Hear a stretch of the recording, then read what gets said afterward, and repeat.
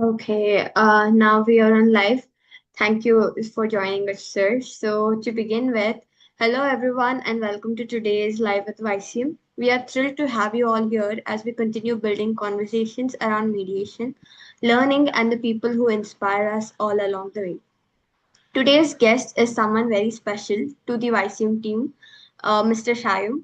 He has been an ambassador with YCM for the past year, actively supporting our initiatives and championing the values we stand for. Beyond that, he is also a supportive expert friend of YCM, and he has also contributed as a junior coach for our mediation training program. We are so excited to hear from you, sir, and about your journey into mediation and all your experience with training and course and everything. So, to start off, sir, can you tell us a little about yourself and how you first got interested in mediation? Yes. I schooled at St. Peter's College, Sri Lanka, and towards the end of my bachelor's degree, there was a mediation training, just like what YCM does, and I was very curious about it because a colleague of mine, a lawyer, had told us, okay, there's this concept called mediation where you take uh, disputes into a negotiation, maybe hire external expert to counsel you and help you come to an amicable settlement. So I was curious to explore it. And during the training, I really liked it. And our team scored the highest in Sri Lanka. Initially, our team was not even going to participate at the assessed rounds, and so that got me thinking, okay, I think I found something that I'm good at and people value, and I was encouraged to continue it, so I continued it. And then 5 years down the line, I met people like Kudrat from YCM, your wonderful team, also doing these trainings. And seeing the benefit that I got from mediation trainings, I thought, okay, anyone doing it, I need to support them. And that's why I'm honored to be a YCM ambassador as well. Thank you, sir. And I think many people's mediation journey starts from their college years because that's when you learn the concept of ADR. And if you're hell bent on getting into litigation, you wouldn't see this pathway. So it was very nice to see that you were open to learning new things. So, to move forward, in your view, what makes mediation such a powerful process compared to other forms of dispute resolution? It's what your customer wants, right? That's what gives it. That's why they would opt for mediation, right? And what is it that the customer wants, right? That makes mediation powerful. For me, it's three things. It's number one, that it's easy, it can be done instantly, as opposed to having to go through so many authorities, file a court case, having all these red tape involved, right? It's accessible. Secondly, get to keep your dispute private. You get to keep it confidential. Yes, like Mr. Ethelwald told me, once you share information in a mediation, it becomes available to everyone in that room. But at least it's not going into the legal textbooks where other students are going to read your name and read about your problem, and it just becomes an academic study to them, right? Your personal or your business secret or any matter for that thing, it's kept confidential. And for me, the third thing that makes it powerful is that you're most likely to be friends. You're most likely to be friends with the other person because you've amicably settled with that other person, right? So those are three potential aspects for me which makes mediation really powerful. It preserves the relationship, unlike litigation, which is like, I think that's the special, unique way in mediation compared to others. Thank you for setting that up so beautifully, sir. And next, you have been a part of various mediation trainings and experiences. We can see that from your profile. So, it would be nice if you could share how these trainings have shaped your skill as a mediator. For sure, I still attend trainings and I still try to role play because it definitely helps me or reminds me that I need to speak for a short amount of time, ideally 10 to 20 seconds. So, if in a negotiation, I should tell you, hi, Harshita, there are three things that make mediation powerful. maybe one, two, three, and then let you ask me one by one so that it shortens my talk time. Secondly, modulating my voice, keeping it at a level that's pleasant for you to hear. I think that's something, that's feedback that I always get by engaging in role plays and telling students, because it's a reminder to myself. And thirdly, of course, listening, right? See, now I need to look at your face and not really look away. I noticed I was looking away because that's how I sometimes think. But I realize if I do that, I'm not seeing your expression during this interview. I need to look at your face, not even at the camera, because I should listen to you while speaking. So those are the three things that help me. In the crux of what I got from this is to be successful, you need to keep learning every Yes, day, different forms of learning. And I hope our viewers like integrate this into their daily lives. At least I will do so. And next is, what do you think young professionals or law students will gain the most when they go through structural mediation trainings like you did in your undergrad? I'd say they have a tried and tested curriculum based on the reputation of the person providing the training, reputation of the training personnel, the experience of the training personnel, and more than anything, there was this recent video about why people still go to Ivy League schools, or why would you go to a notable school? And because information is available around you, you can read. When it comes to mediation, you need training with immediate feedback. And that's why I would say go for a structured thing. It's also the network, right? It's attending all these trainings that I continue to build the network. And because the theme is mediation, or the theme is negotiation, or the theme is ADR, we get to tell the network about what we have done so far. That opens up more opportunities. And I'm sure that's also how I would have connected with YCM. Yes, I completely stand by the point of network. I have built so much network since the time I've entered into the field of mediation. So I agree with that. Like it's very important to have networks also in this era because it gets you somewhere. And next is you've been closely associated with YCM as an ambassador and junior course trainer.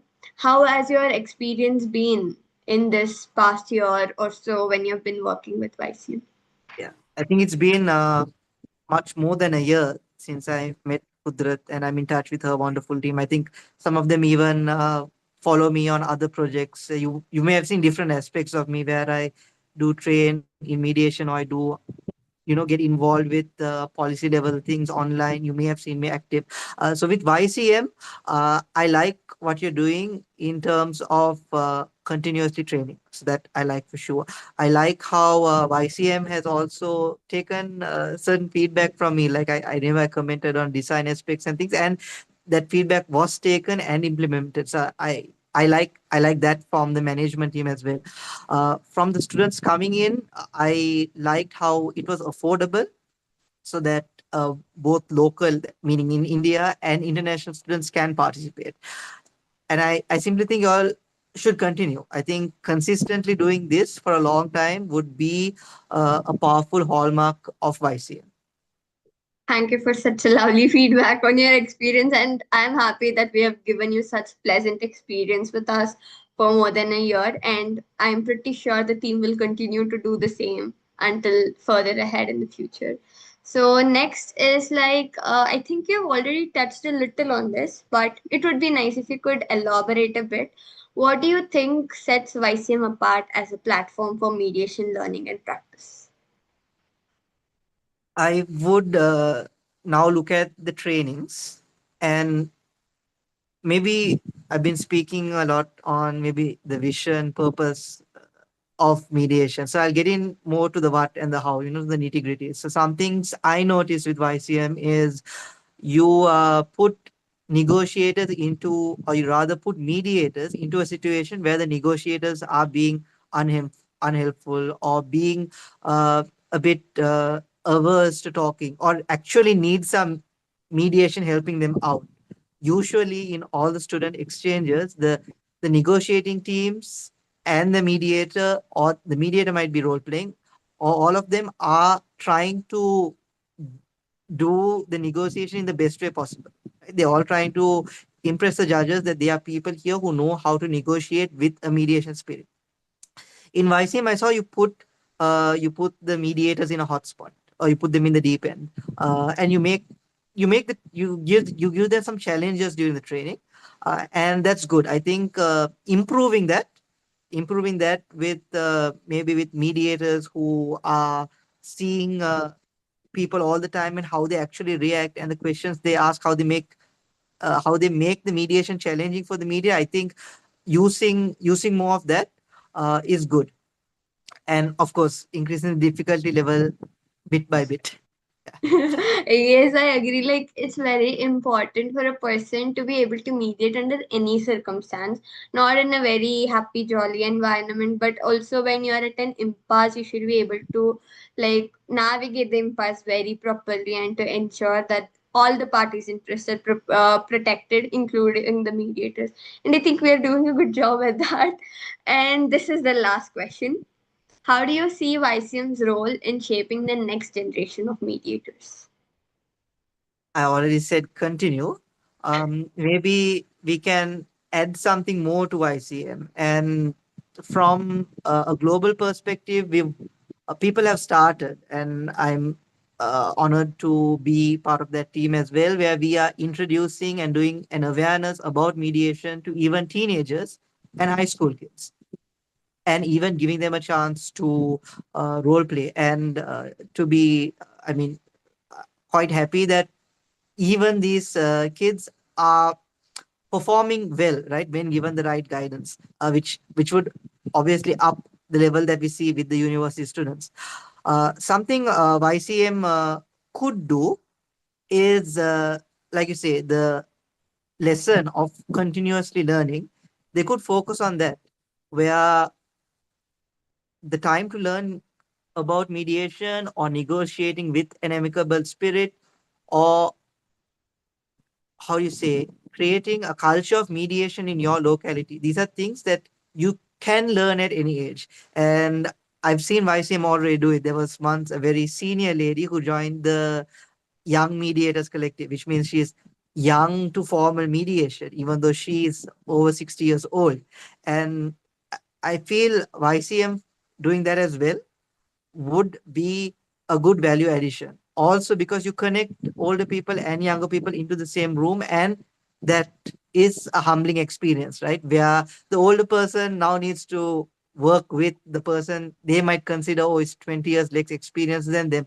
And the younger person has to see the value in older people also being there in their team. And I think including that vast range of people in the mediation, where they are able to, as long as they fulfill the criteria of coming in with the right attitude, behaving well, and being a value addition to, or being potential people to the training, I think they should definitely be included, uh, whatever their age may be.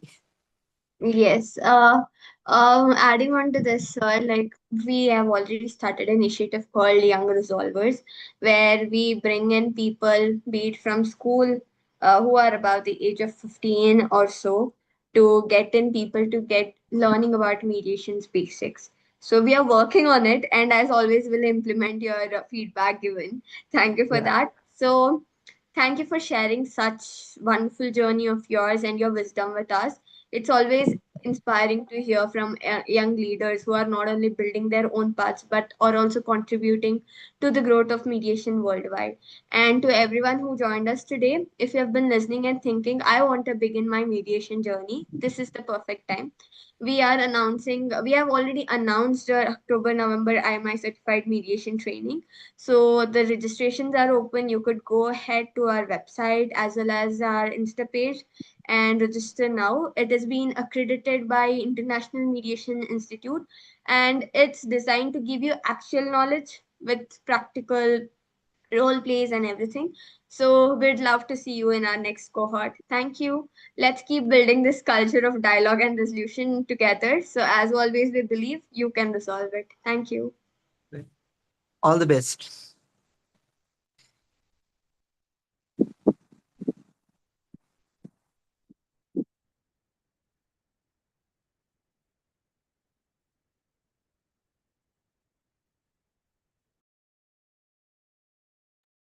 Um,